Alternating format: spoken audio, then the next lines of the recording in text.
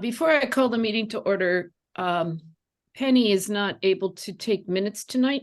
So who would please volunteer to take minutes?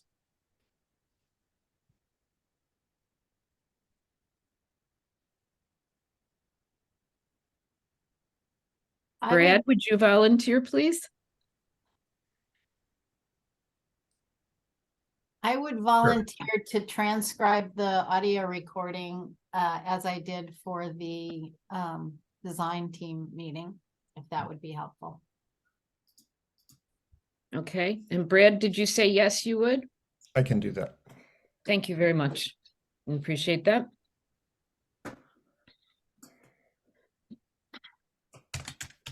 Let's see. 1, 2, 3, 4, 5, 6, 7. Okay.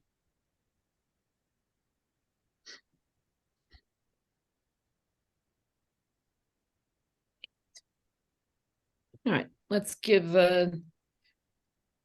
everyone 2 more minutes. I know that Penny said that she would try to make it, but she wasn't sure.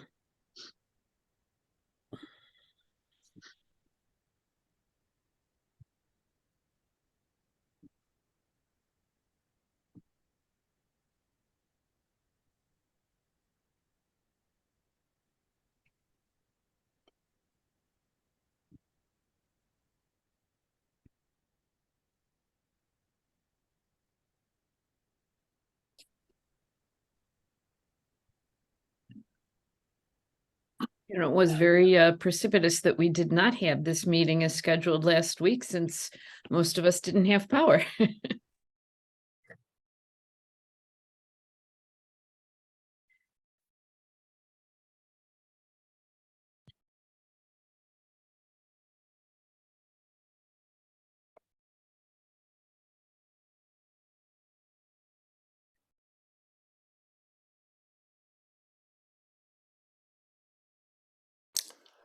As minute taker, I'm looking at, we always keep track of who's in meetings, and there's someone there listed as Alan. Could you let me know what your last name is?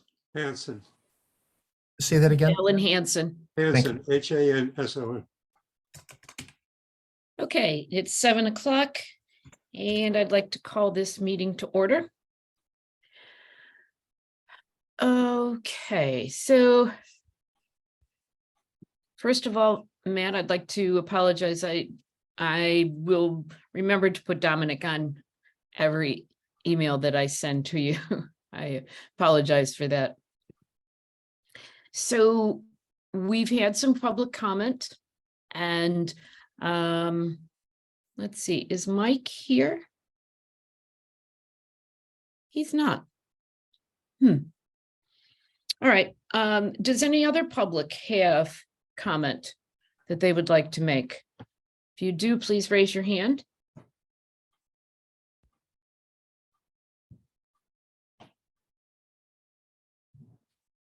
Here comes Mike. In the nick of time, Mike. Okay. Mike sent out a list of questions to the committee, and I forwarded them to Matt and Neil, and Dominic also got them. And some of them were pertinent to right now. Some of them we're going to take up probably at a later date. But Matt said that he had some responses that he would like to make. So if you would like to give the frame of the question, Matt, and then answer it, that would be great. Sure. Let me just call them up here. And I don't know that we're going to be able to go through all of these, but I'm happy to touch on a few of them. There was a question about the square footage and some confusion about numbers that have been either written in the building program or mentioned in meetings. And I will say that there is a building program that we are using as the basis of establishing our building designs, and building programs, like anything at that early stage, are estimates.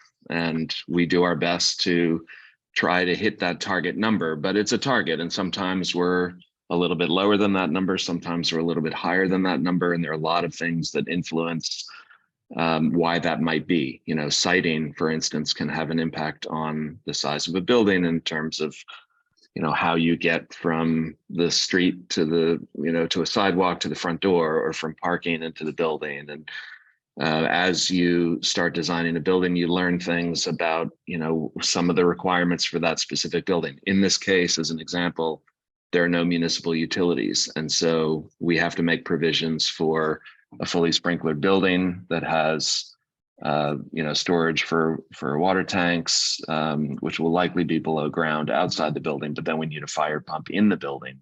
That's not something that is necessarily covered in a building program, and that adds a certain amount of space to a building. So as we learn these things, as we get into the design, we start to refine that number. I think we've talked about it as being in the range of 5,500 to 6,000 square feet, and we still think that that's probably a realistic range. The building program was almost right at 5,500 square feet. I think it's very possible it will be a little bit bigger than that, given some of the kind of infrastructural needs that we're going to have here. But that's something that we also always start a project, and the buildings tend to be a little bit big. And as you refine the design and get into the specifics of, you know, fine tuning a design, those numbers tend to tighten up. So I feel confident that we can get it to be an efficient building and as close to the target as possible. Same is true for the covered outdoor program area. We're still evaluating 3 different designs kind of concurrently. The way that we handle that covered outdoor program space will be different in each one.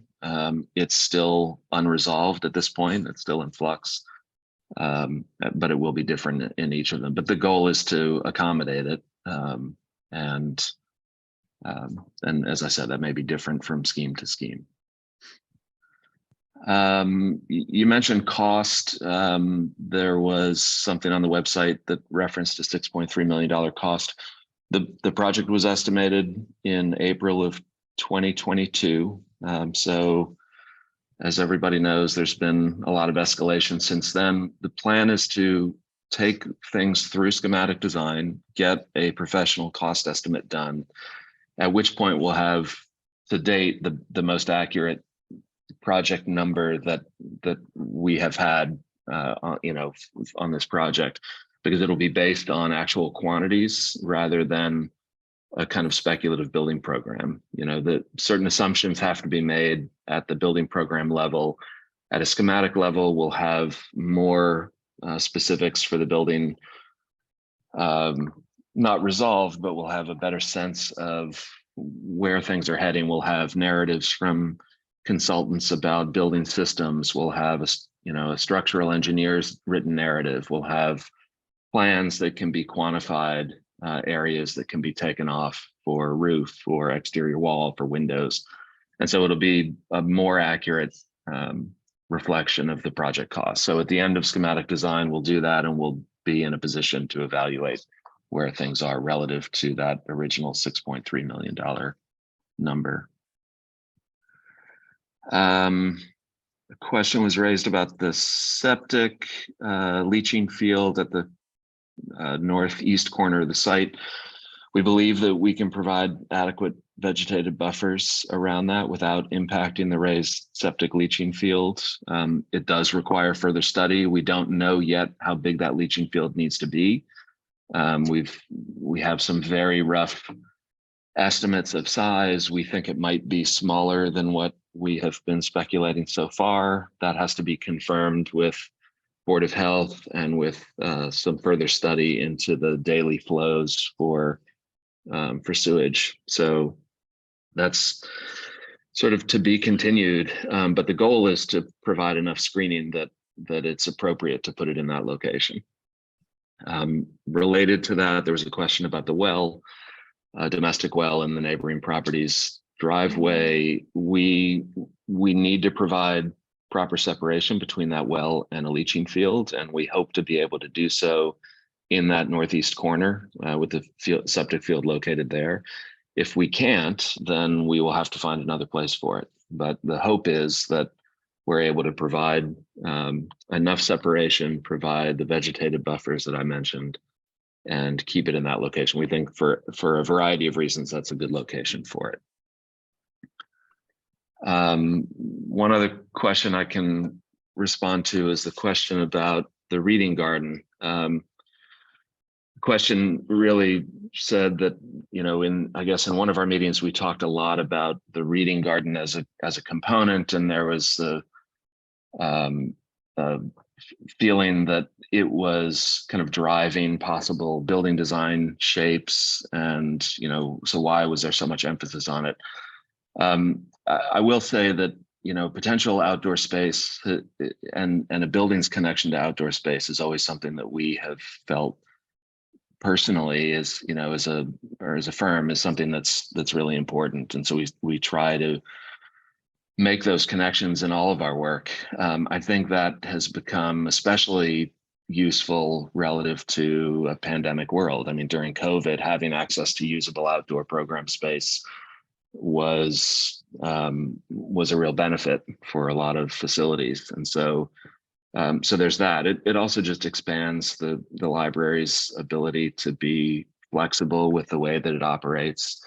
It provides attractive outdoor space that not only is usable, but is something that you're looking at. And so in terms of, you know, the question, is this something that is always going to be used year round? You know, it's going to be used weather dependent, obviously, but it is always something that's there and attractive, and something that you can orient views out to, even when it's not being used in the winter months or when it's raining, but it can still be an attractive thing, not unlike a garden at your house. You know, you're not always out in it, but having it, you know, behind your house as something that you look out or look across to, you know, a more distant landscape is a nice thing.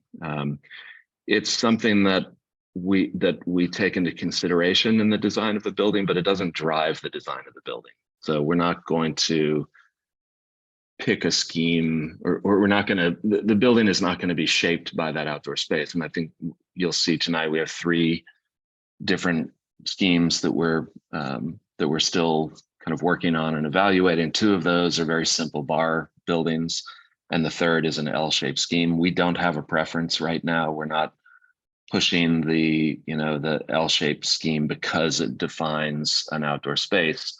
But when we talk about the differences between them, that is one of the things we bring up, because it distinguishes that scheme from the other 2 schemes. So we haven't decided whether or not that's a good thing or not. It's just notable, and so we've talked about it. I'd like to, I think we can stop there, because there's enough of those questions that have been asked. And I think the rest of them are going to be more pertinent later on. And I will keep these questions here because it is 7:10. I want to make sure that anybody else who has their hand raised can have a few moments of the public time. Amanda, I see your hand is up. Thank you. Where am I? Can you hear me? Yes. Okay, thanks. I just want to make a comment that I still don't know what a reading garden is, even after he spent that much time talking about it. Sounds like it's a garden where I guess people go up to It's read. going to be a place where just not it's going to clear. be reflection. It's going to be a place where hopefully we will have outdoor seating and possibly a garden area, but it's a place to sit outside and read, basically. Okay, so is it going to be like a pavilion that you guys No. have talked about? No, it's a No. garden space. It's an open space. Okay, so people are going to check stuff out and go sit in this garden and read If they want to, instead of going home and eat. Right. Okay, whatever.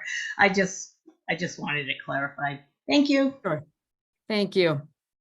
Are there any other hands up? Okay, Mike, we will continue to Excuse answer me, these I'm questions. sorry, Elaine. I thought I was raising my hand. It's Jill Marland.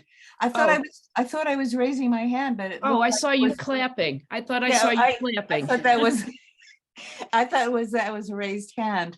I can't find, sorry, where to That's raise my okay. hand. That's okay. Okay, well, good evening. A few meetings ago, there was an estimate of like a budget. The present budget was not going to meet the present design of the building committee. And it was like a 2 million plus additional amount. And I was wondering where that money was going to come from. We haven't finalized what the budget would be, and so it's hard to say where we're going to take money from or how we're going to raise that money. Remember that this is a wonderful grant that pays 75% of all eligible costs up to a certain amount, and so that will help cover this, but we don't have that. We haven't moved forward with that because we don't know. Are we talking about needing $200,000 more? Are we talking about needing $1 million more? Unless we know that number, we're not going to know what we want to do with our plan, and we also aren't going to know if we need to scale back or make other decisions. So I think we're not at that point yet. We will be later in the spring, I believe. Okay, it is a concern. If it's $1 million or more, True, true. you know. Mary Ann? I just want to clarify that the grant pays 75% of the eligible costs, period. It's not up to a certain Oh, amount. I'm sorry. Yeah. Thank you. Okay, and one last answer to one of Mike's questions was he asked how the recommended plans, when they were going to be coming to the building committee. I think what was not presented was the fact that we have a subcommittee that is also working with our owner's project manager and our designers, and that subcommittee is working to present plans to the full committee.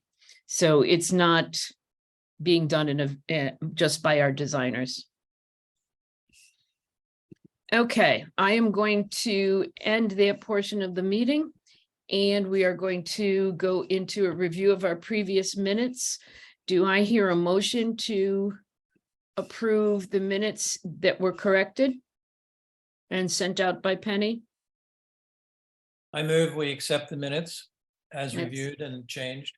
That's Stephen, and I will second that motion. I will take a roll call vote. Antonellis, Nellis, aye. Delmas, Aye. Foster, Aye. Poole, Aye. Moss. Aye. Quackenbush, Aye. Vallejo, aye. And Penny is absent, and so they are unanimously approved. We have had a request from the tree warden to be invited to participate in our discussion with the library architect about tree removal for solar or for future landscape plantings on the library site. Let's see, here you are, Don. I see you. What are your Hi. questions? Hi. So after the last meeting of the subcommittee, I mean, I could clearly see where tree removal is going to happen to the north. And I think I agree with everybody that was in that discussion that those trees were purely ornamental to begin with. I don't see a problem with removing them. I don't see a historic value to those trees. They're just too young and dilapidated. And the fact is, if you spend thousands of dollars to move your library driveway 10 feet and it still kills the roots of the tree and you lose it anyway, it's kind of pointless. To the south, that is the Conservation Commission's purview, and I kind of defer to them on that tree removal in that area. Most of that stuff is small and young, and I don't see a problem with that. Thank you. No, I'm glad you're here, and I hope you continue to stay involved. Okay, moving on. Shall we review invoices and invoice payment procedures? Mary Ann? Hi, all right, so, and I might want Neil to, I'll start, Neil, and then if I get it wrong, you can correct me.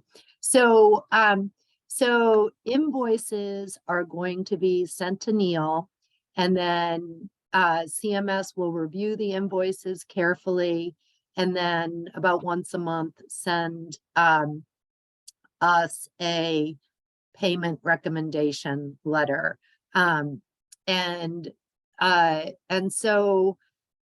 So we need to make a plan for it, is the whole committee going to take time to review each of these payment recommendation letters?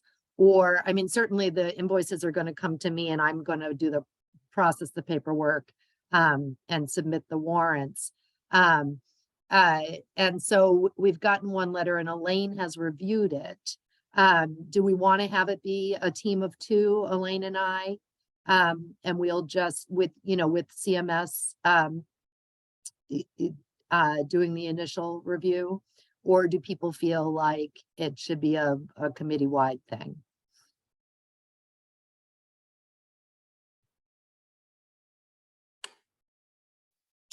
I don't think we need a committee-wide. I'm satisfied with you two. If there's any, Dale? if there's any questions with the committee. Yes, I think Mary Ann and Elaine would be fine to review the invoices. I would support that. Do we want to take a formal vote on that? Yeah, I'll make a motion, actually, All right. that Mary Ann and Elaine be the two principals that review the invoices.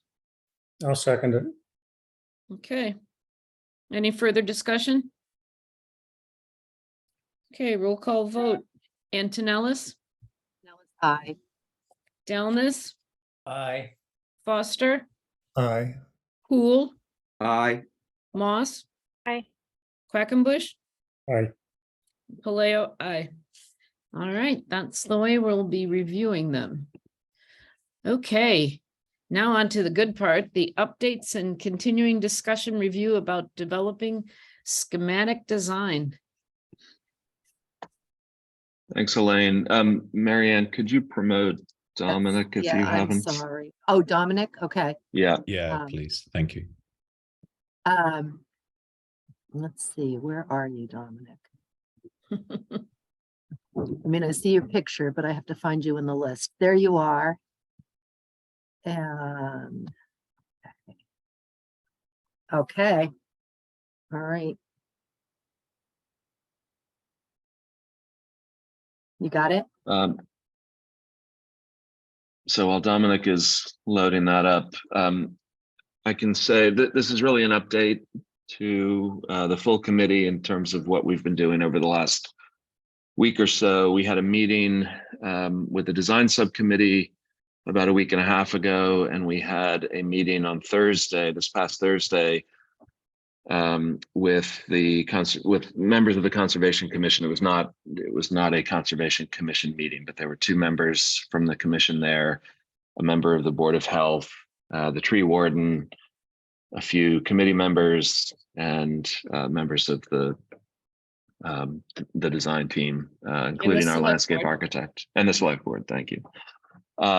And we reviewed with them, and we're going to show you tonight 3 different site plans. And I want to reiterate that all of this is super preliminary at this stage.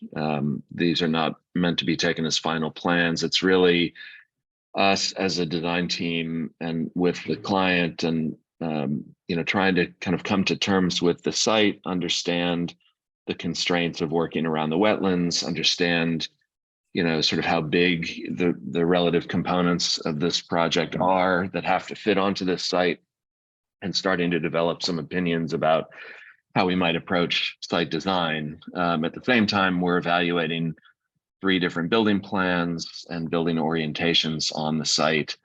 And so we're going to walk through those. So this is one version that, very simple bar building oriented east-west. So north is right on the page. That's Leverett Road running up and down on the page. This tries to locate the building in between the wetland buffers. And you can see here that the heavy dashed line is the 50-foot buffer. Trying to keep everything out of the 100-foot buffer, we think is going to be next to impossible. And so we talked about the potential for developing outside the 50-foot buffer, but within some areas that are between the 50 and 100-foot buffer. We're trying to locate the building, as far to the south as we can, which is pushing it a little further away from Leverett Road. But so we're outside of that 50-foot buffer from the resource that's at the northwest corner. Because of the east and west wetlands, the 100-foot buffers actually overlap. And so the only way to get from the road back to the building with a driveway and parking is to kind of thread the needle through those 2 50-foot buffer lines that you can see. The good news is that is previously developed land. That's where the automotive garage was. And so it's, we're not going through, virgin woodland to get back there. It's previously disturbed, it's cleared. That building was recently demolished, and some site work was done to remediate contaminated soils in that area. And so, putting asphalt paving on top of those soils actually is one of the strategies used to contain soils or soils that had, suspected contaminants in them, even if there aren't any, if that's a cleared site now. Putting asphalt there on top of that site is not an unreasonable approach. In fact, the Hitchcock Center, which our landscape architect was involved with, put their parking lot on an area of arsenic contaminated soils, I think from a former orchard.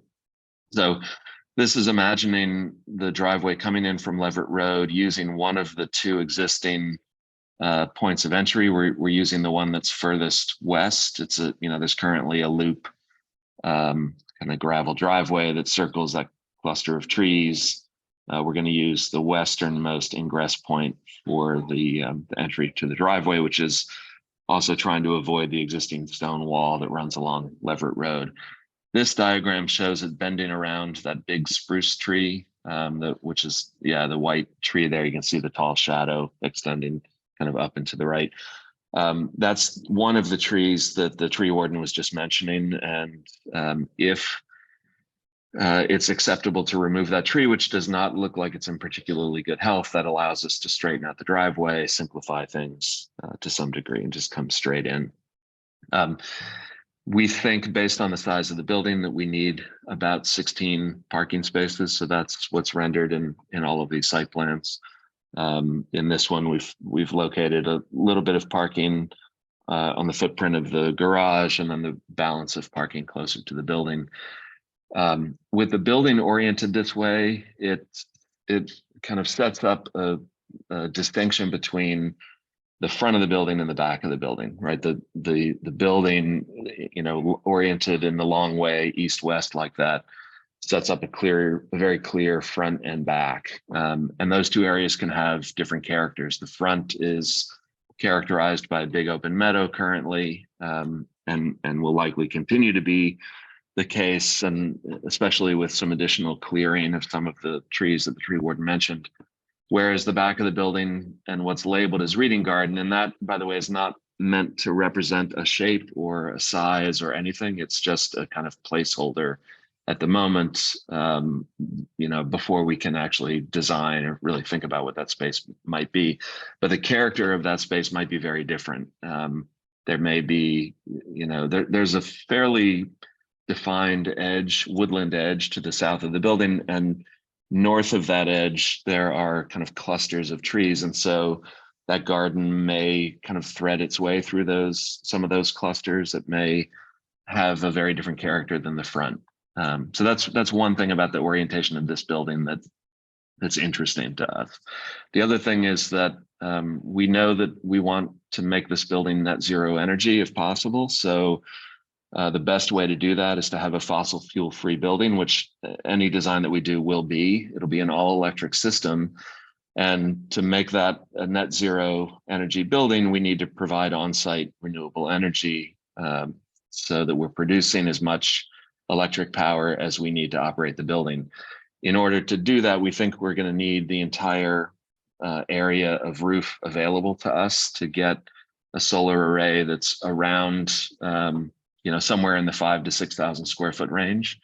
So if you imagine on this building footprint, a roof that is sloping a single slope from north to south, so it's inclining, facing south effectively, it creates a really good canvas for roof-mounted solar panels that we think can come very close to producing enough energy that we need. The other thing I want to mention on this slide, and this is true in all of the options, is the septic field, which is in the northeast corner of the site.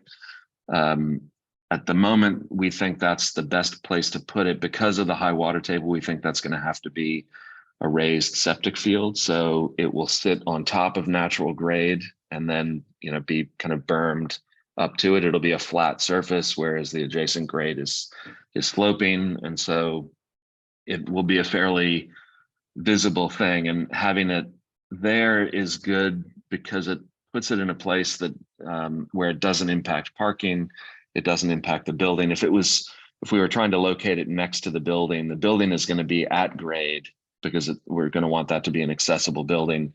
The septic field is going to be raised, potentially 2 to 3 feet higher than natural grade. And so having that raised septic right next to the building is very difficult to resolve in terms of the relative elevations of those things.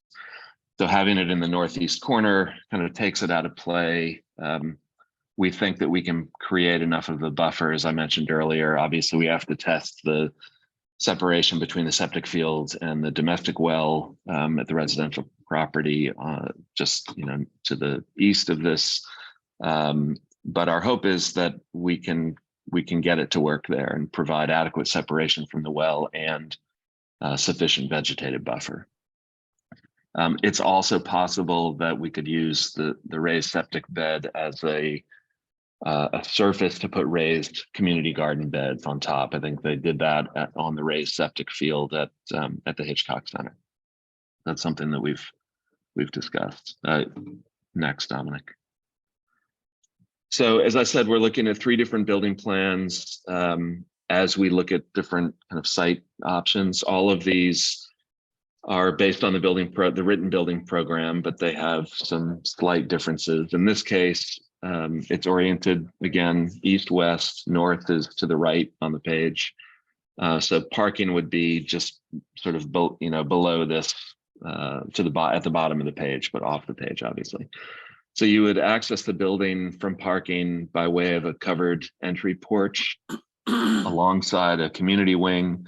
You would enter the building kind of in the middle of the building through a vestibule into a lobby where you have easy access to the circulation desk, which is right ahead of you, and straight ahead are the main library spaces with the reading rooms, adult and children collections at the far end, and study and teen rooms and staff rooms in the middle near the circ desk on either side of this kind of reception and browsing area. To the left, when you walk in, is access to the meeting room and all of the support spaces that go along with that. Public restrooms, a kitchen, storage room, and then also all of the mechanical spaces that are required for this building. We need an electrical room. We need a room dedicated to emergency power, which is the ATS room, water service, and fire pump. As I mentioned before, this is a building that has to rely on below grade water storage, and so we'll need a fire pump in order to be able to charge the fire protection system. The idea is that off hours, the main part of the library can be secured. and people would still be able to come in through the front door, access the lobby, access the meeting room, and have the benefit of having flexible off hours use of the library. And that's true for whatever scheme we end up pursuing further. Next.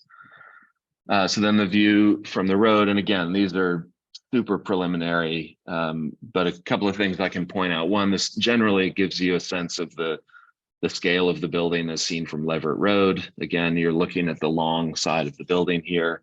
We're imagining this as a heavy timber framed building. We think that heavy timber is a great choice for a variety of reasons, not least because it's a carbon sequestering material. It's cost effective, it's produced off-site and erected fairly quickly on-site. So it's a pretty efficient building system in terms of assembly. It's attractive to look at, and because it doesn't need to be there doesn't need to be any fire protection because it's a fully sprinklered building of a certain size. We can expose the underside of the wood structure on the interior, and so you get the aesthetic benefit of that, and not without having to then pay for additional material to cover up, if it was steel bar joists or some other type of structural system. So there's an aesthetic benefit to that as well as the environmental benefits. Mary Ann, you have a question? Yeah, I think Matt maybe just answered it. So, but I just want to ask, because if I have questions, then other people will have the questions too. So it'll be this heavy timber instead of steel. Yes. Right. That's okay. Yes. And the heavy timber is a wood product. That's right. But it's not. It's a manufactured wood product. It's a manufactured wood product. It will most likely be glue laminated. When they take lumber and they laminate a number. It's sort of like making plywood, right? You build up from smaller pieces of wood into larger sections. So the beams might be 2 foot deep, but they're made up of 2x6 lumber that's glued together to make that deeper section. And that would be used for beams, for columns as well. And then the roof would either be cross-laminated timber panels, CLT, which is a sort of like a large-scale plywood, or it would be tongue and groove structural wood decking, which we think is probably more likely just for cost reasons. And that's whether it's a fir product or so, we don't know what species wood it would be, but that would be an exposed, solid wood, tongue and groove decking that you would see the underside of. Thank you. Next, Dominic. So the next scheme takes, roughly the same building footprint and rotates it 90 degrees on the site. Same idea. We have to bring the driveway in. We're going to come in the same location. We'll probably come straight in rather than bending around the spruce tree. We have to sort of thread in between the 50-foot buffers back to the main parking area, which in this case is located parallel to the building. Here, the building creates, and we think this is a benefit, creates some separation between parking on the one side and a more private contemplative area on the opposite side. And again, it's that's labeled reading garden. That isn't indicating size, scale, design, anything. It's just a placeholder at this point. So again, the two sides of the building have different characters. There's the side where you're driving up to it and parking your car and entering the building, and then as you move through the building, you see out into this adjacent landscape, which has a different character than where you've just been. This building would be oriented north-south again, the roof. So in this case, the roof would slope the long way, so that we're still creating a south-facing roof with enough solar panels on the roof to power the building. The other thing I wanted to mention about the roof is we want to be mindful about not just how are we managing stormwater in the paved areas, parking and driveway, but how we're we're managing all of the rainwater that's coming off of the roof. And so directing it away from the wetland resource that is in the north west corner, and in, back away from that into an area that's outside the buffer, managing it there, we think is a better way to go. So in the previous scheme, as an example, if where the building was oriented the other way, if that was a gable roof, for instance, half of that water would be shedding towards the wetland, half of it would be shedding away from the wetland. And so we're trying to think about how we manage the water as it's coming off the building, as well as the parking. In the case of the parking, and this was a question that had come up, I think, in the emailed questions that we received. Stormwater management will likely be through bioretention areas, vegetated swales that allow us to sheet flow into, a rain garden or bioretention area, whatever you want to call it, that provides enough storage area for that water to collect, slowly get filtered by the plants that are in it, and then slowly released out into the land around it. And so that would be true for the parking. In terms of how we deal with water runoff from the building, we don't know exactly yet, and some of it will have to do with results that we get from percolation tests on the site, but it is a high water table, we know, so infiltration is a challenge. So we'll need to provide some kind of storage capacity in some way to hold the water long enough to let it slowly release out into the wetlands. And we've done this on a couple of other projects recently, one of which, similar to this, was surrounded by wetlands. And so we had a similar strategy for how we're managing stormwater, both from the roof and from paving. Next, so this building plan, rather than entering from one end and traversing the length of the building, here we're entering from the side into the long side of the building. So there's a more immediate way of entering. There's still a covered porch through a vestibule into a lobby. It's organized much the same way as the other one. And you look left and you have the meeting room, you look right and you have, the main part of the library with circ desk and study room, teen room, staff space behind the circ desk, and then the children and adult collections at the far end of the building, looking out over the front meadow and out towards Leverett Road. In this case, as I said, the roof is sloping from right-hand side down to the left-hand side. In this case, it's extending further out from the building so that we create covered outdoor space for the meeting room.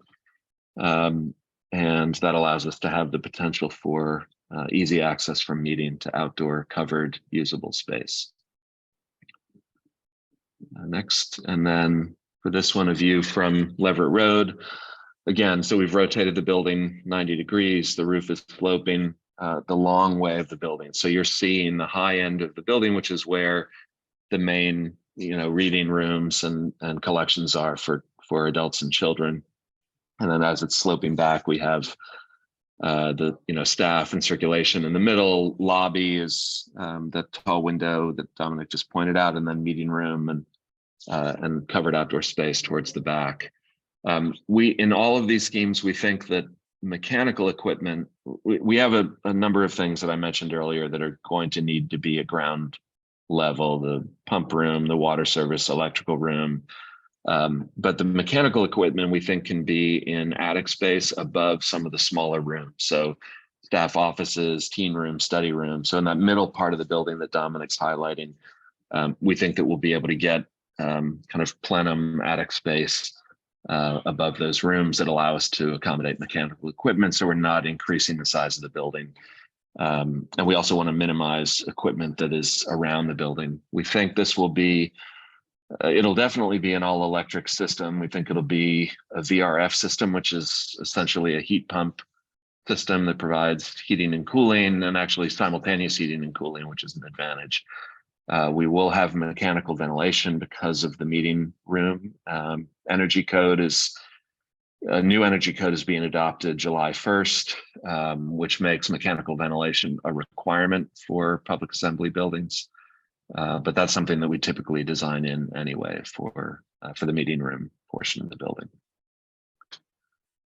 And then the third scheme is an L-shaped scheme, and we wanted to pursue this to see if there was a benefit of kind of combining some of the attributes of the previous two. And so we have one leg of the building creating some separation between parking, which is to the east, and outdoor space, which is to the west. We're also presenting a longer face of the building to Leverett Road. And so those two legs start to shape outdoor space behind it and create something that's maybe a little bit more intimate. It also orients views for those spaces out to that space. In this case, the roof would be sloping back towards that reading garden, so rainwater would collect in that. So that could be a rain garden, and that could be the sort of character of that particular space in terms of its plantings and et cetera. But the same idea would hold, that we're directing water towards the back, and then we're providing a roof that's sloping south and also west, and we would have solar panels on that entire area of roof. We would still get benefit even from the west orientation, although it's probably not as advantageous as fully south. The driveways and parking are a slightly different layout, and we haven't settled on a design yet, obviously, for the parking. We do think, and what you can see the beginning of here is the potential to break up smaller groups of car stall parking with some landscaped area, so that it's not just one long parking lot. It's got, maybe it bends so that you're not looking down the length of a longer lot. It's got vegetated areas interspersed in it to try to take the curse off of what might otherwise feel like a bigger parking lot. And so that's something we're thinking about. The other thing that we have not resolved yet, and we still need to have a conversation with the local fire department and police department, is emergency vehicle access. Obviously, we've got to make sure that we're providing adequate access to the building. And that includes, how do we get not just a fire truck onto the site, but off of the site again. And so we'll be having those conversations soon to talk about the best way to manage that. Again, septic is in the front corner of the site. And again, very preliminary view that really is more about scale than anything. It's not designed yet, but it gives you a general sense of the size of this scene from Leverett Road. In terms of schedule, we're about halfway through schematic design at this point, a little further than halfway through schematic design, which is a 3-month. We had a plan that I'm skipped over. Oh, I'm just right. trying to get back. Sorry. Yeah, my fault. Hang on a second. If you exit out of. Yeah.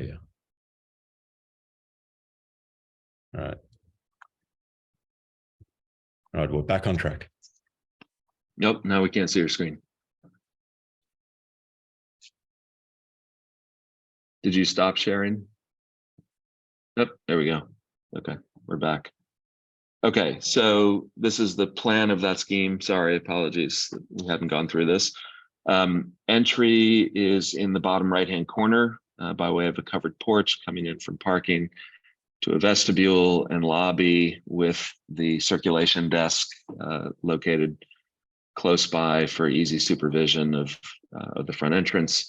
Meeting room is to the left. The library collection spaces are straight up in the plan, with adults and children in the upper portion of the plan, and staff workrooms and teen and study located along the right-hand side. Building services are located to the left of entry, kind of along the parking lot. So this effectively sets up a community wing and a library wing. And like the other schemes, we imagine that we could close this off, just on the back side of the lobby, and provide access to the meeting room, the lobby, covered outdoor space on the far left, and then obviously outdoor uncovered, but outdoor program space out sort of beyond the building. So it has a lot of the same ingredients as the other two, just in a slightly different organization. So now jumping ahead to schedule, as I said, we're about a little past halfway of schematic design. It's a 3-month phase. We are,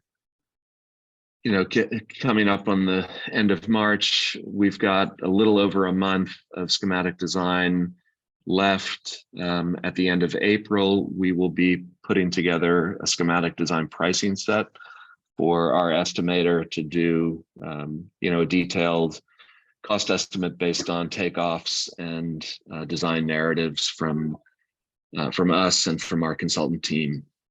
That'll take about 2 weeks, we think, at which point we'll review and reconcile that estimate with the project budget and figure out what the right next steps are.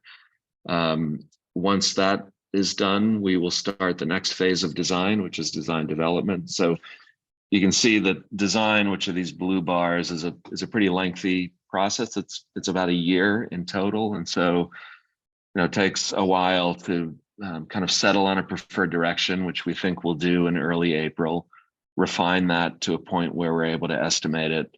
And then during the 3-month design development phase, do a more detailed refinement of that design with more time spent on specific materials and assemblies, designing exactly what the exterior looks like in terms of window locations and interior and exterior materials, etc. And at the end of the design development phase, we'll do another estimate, DD estimate, for 2 weeks, and then start construction documents, which is 4.5 months. 2 months for bidding, and then probably 12 to 14 months for construction. So with that, I'm happy to take any questions.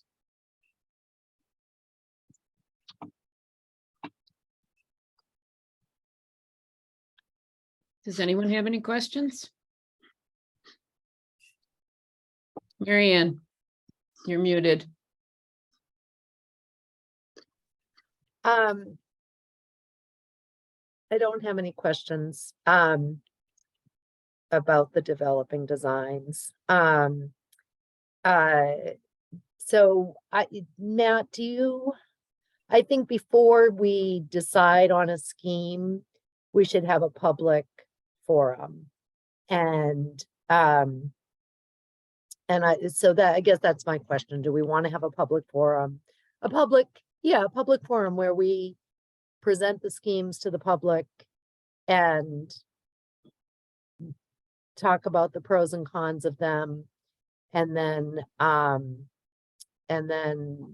gather feedback. Are we ready for that?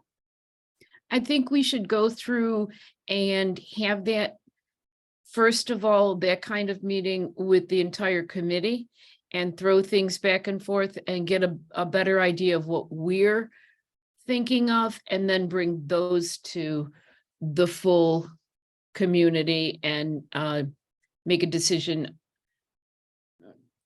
with their input. How does the rest of, Les, I see your hand up, but let me get through this. How does the rest of the committee feel about that?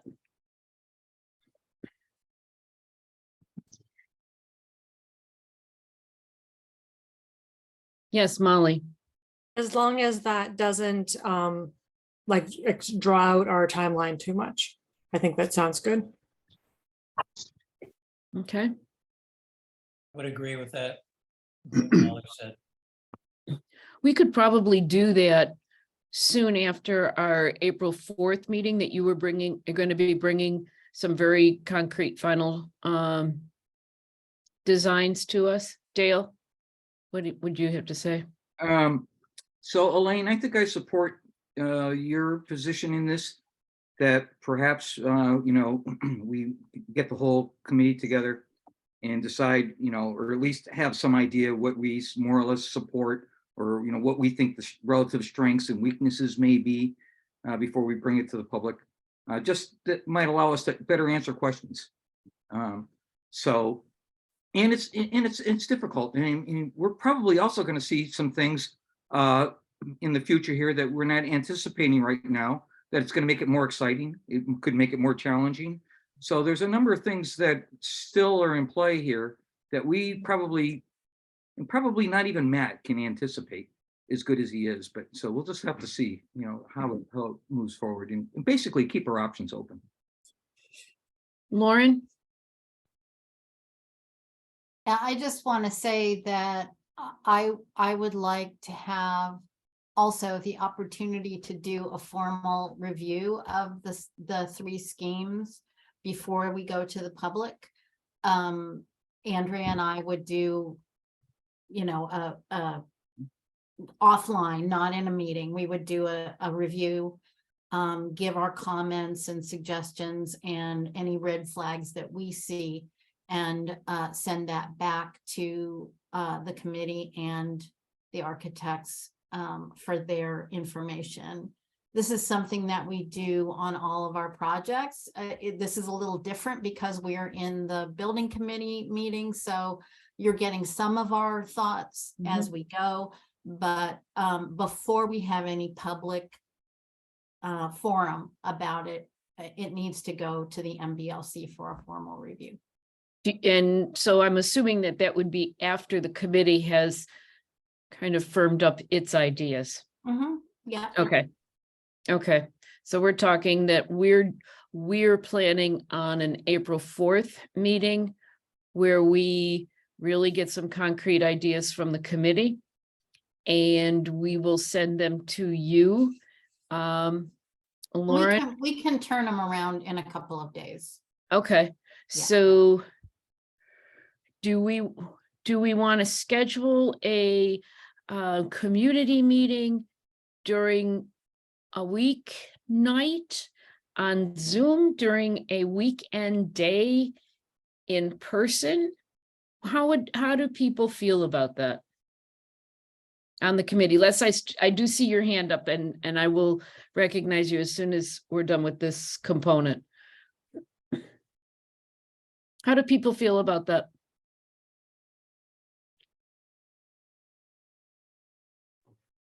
Do we want to do one of each? No, only one time? Okay. One time, once enough.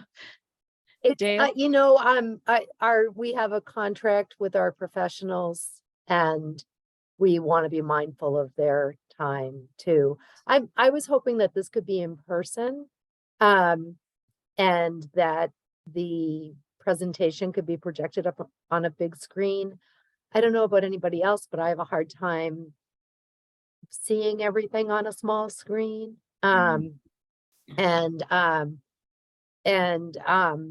You know, but I'm also mindful of COVID and not really all that excited about being in a room with 50 or maybe 100 people. But I would of course do it. So How about I doing it think, at the school gym? yeah. I mean, that would be in a room with people. But we could put it up on that big screen. Yeah, but we could also Zoom it for people who are uncomfortable with and have one of us be a monitor of the Zoom. So I don't know if questions. we can. I don't know that the school has that technology. I mean, we can try, but I don't think we should promise that. Okay. You know, I don't know that everybody in a setting that large that we have the technology to make that happen, but we could certainly try. School vacation week, April's a tricky month, because school vacation week is the 16th to the 22nd, and we wouldn't want to do it then. And then if they want to send this out to the cost estimators at the beginning of May. So I just wonder if this is something that, you know, that we could schedule that week of the 9th to the 15th, but let's see what other people say. Okay. Brad, as a committee member, you had your hand up. My question got answered. Okay. I'm going to ask Les, do you have a question that's related to this topic?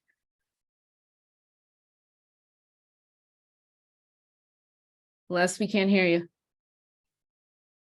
I have a question related to the site design. Okay, could we hold that to when we have the community meeting? Right now, we're talking about having a community meeting, and that's when you could raise that question. Mike, is your question related to the community meeting? Yes, I'd just like to express my desire to see this community meeting as a Zoom meeting. I think having it in person is going to restrict a lot of people from being able to attend. The Zoom meeting is, we're used to seeing those, the technology is there, and you're going to get a lot more people able to attend. Okay, thank you. Dale? Having participated in these type of events in the past, I think the in-person component is pretty important because you can definitely see more. You can be, more in the moment and more a part of the discussion if you're in the room. So I don't think it's a deal breaker, but then the other thing is, not that matter, anyone else wants to hear this. I think that during the week is the better time to have the meeting, but then we could also discuss, more than one meeting. Okay, thank you. Brad? I'm taking notes, so I have to change gears and think about what I was going to say. Thank you.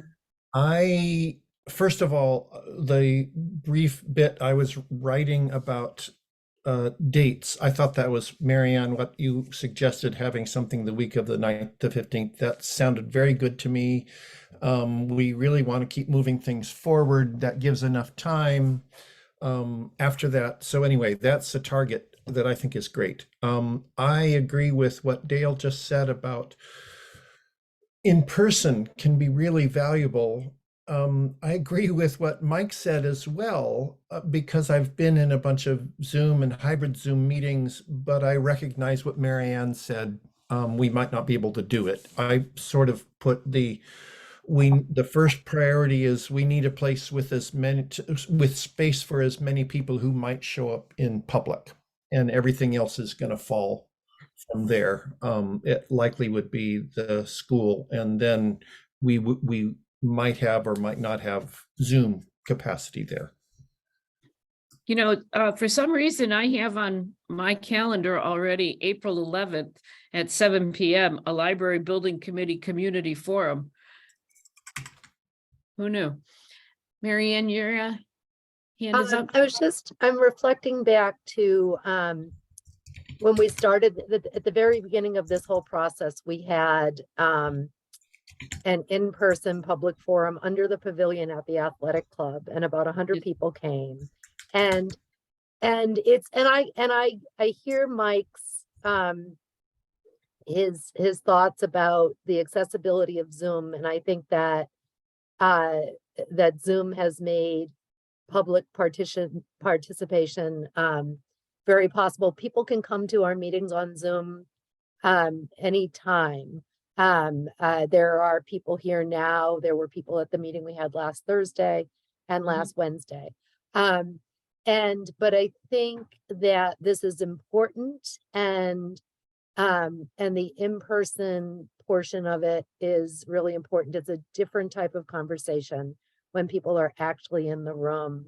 And I think people will come, and I think we can try and use the OWL and have a Zoom option. People, I think it might be possible that people would be able to see the presentation, but they might not be able to hear the presentation or participate. But I think we would have a lot of people in person, and that would be a really important thing to do. And I don't think doing it in the basement of Town Hall, where I know the OWL would work, that's a room that really we can only accommodate 15 people. So right. I agree. Yeah. I agree. Brad? I propose that we have a public meeting on my birthday, April 11th, and that I would be quite willing for it to be at the outdoor covered pavilion at the AC or at the school, whichever was going to work best. I like that date. I like that week. Do I hear a second for an in-person on April 11th? I'll Okay, second it. Second that. What day of the week is that? It's a Tuesday. And if we have it outdoors, do we have the right kind of equipment to show this presentation?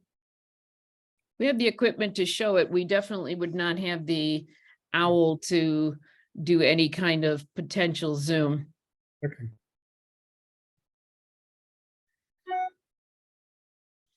Okay, Did Stephen second it? I seconded it. Okay. Okay, any other comments from the committee? All right, roll call vote. Antonellis. Well, so I do have a comment. I just want to make sure Matt's available that. Oh, I was just gonna say that. Okay. All right. I had it in my, like Elaine, I had that date and time in my calendar already. All right. Great. And Dominic, are you available? Yes, I am. Yeah. Thank And you. And Portla? Neil? Yeah. Okay. Okay. Yep. Portla too. Okay. All right. Great. Antonellis, aye. Okay. Dalmas, Almus, aye. Foster, Aye. Poole, Cool, aye.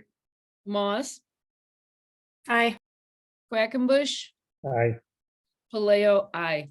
All right, it's April 11th at 7 p.m. We're going to have an in-person community forum. We are going to try very hard to see if we can make it a mixed media presentation. We will work on that for sure. So I'll take that on. I'll email the technology person at the school and ask what kind of technology they have and if they think it's possible. Okay. Okay, And then I think the athletic club, I think it could be warm enough and pleasant enough, but I think we have had people express that they're not comfortable at the athletic club, and this is an important meeting. And if people have concerns about COVID, they can wear masks. yep. And at 7 p.m. on April 11th, I don't want to guarantee. Right. Okay. Lauren, your hand's up. Yeah, I just wanted to say that some of the people in our agency have a lot of experience with taking our owls to various locations. So if you need technological help, I can probably facilitate that. Great, thank you. Okay. Leslie, is your hand still up or is it up for another? It's still up. Okay, and do you have a question related to this? No, it's again related to the building design. Okay, we're gonna let that one go until the public forum then, because we'll have a much better concept of building design to answer any questions. It's a very basic question. Okay, what is it? The question is, where's the water coming from? The public water, portable water supply for the library? Where is It'll that be gonna be? Where is We'll that have a gonna be? well. Huh? We'll have a well. We don't know where the well is going to be located yet. Okay. All right, Thank you. that'll be. Okay, updates on lot 032. Are there any updates? Sure, I have updates. So let's see. So the ORAD has been issued. And so we know where the wetland lines are pretty definitively. There are still those 2 points. But there's a lot of buffer zone around those. So we feel like it's really safe to continue moving forward with design. the select board did approve funding tonight for a notice of intent, to do some wetland remediation, which is something that the commission included in the ORAD. So there are 2 areas on lot 032 where there is historic fill of wetlands. So this is something that goes back to before the town owned the property, and the Conservation Commission has asked the town to remove the fill and restore the wetlands. So the select board approved the funding for that. Our highway department will be doing the work, and that work will be out of the way before the library NOI. It has to be filed. And then there's the ongoing issue with the gasoline release back in the vicinity of the radio tower, and the select board approved funding for additional groundwater investigation. And that work will also happen in April. And that's going to be ongoing. So that's where we are. Good news on the wetland front, and I'll be involved in the gasoline release at the radio tower just because I've been the person managing it this far, but it really is separate from the library, and I don't think it's a concern of ours going forward. This Okay. committee. Okay, is there any committee liaison reports?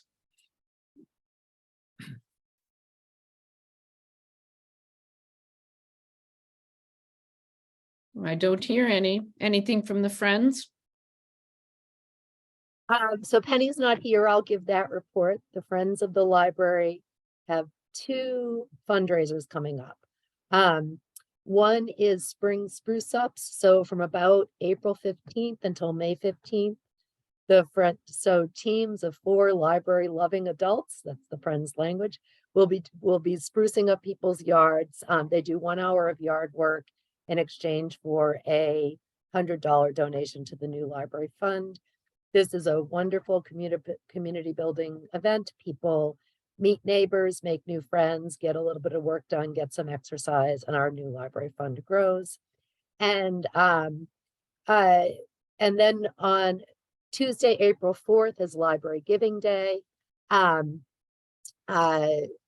giving days are the Friends' major fundraisers, and the Friends of the Library have a $15,000 matching gift. It's their largest matching gift ever, and that they're hoping to match that day. And so they're very exciting, and everybody will be getting letters.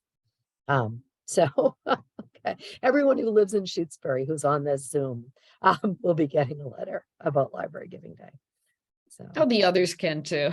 yes, okay. So the Friends are using a new platform. They have a grant from the Community Foundation of Western Massachusetts to use a platform called Network for Good. So it's a new fundraising platform, and it comes with technical assistance and fundraising coaching. So they're going to be trying some new things, and that webpage is already linked on the homepage of mnsphere.org. So Thank you. Brad? Just to report on trustees, we're meeting regularly. Every time we meet, they're very interested to hear what the library building committee is doing, and we keep them informed. And that's enough. Great. Does anyone else have? Is the town building committee looking at the 3 of you who are on it? Are you regularly talking about this building or not, or mentioned it every once in a while? I would say that it's really not something that we discuss at our meetings. No. Okay. Just wanted to know. All right. Is there any other unanticipated business? Hearing none, do I hear a motion to adjourn? Oh, Penny, do you have? Oh, okay. You're just waving goodbye. I'll make a motion to adjourn. I'll second it. Okay. Any discussion? Roll call vote. Antonellis, Aye. Dalmas, Aye. Foster, Aye.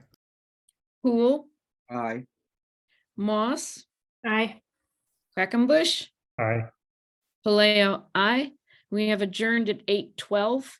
Thank you all very much. And who seconded that one?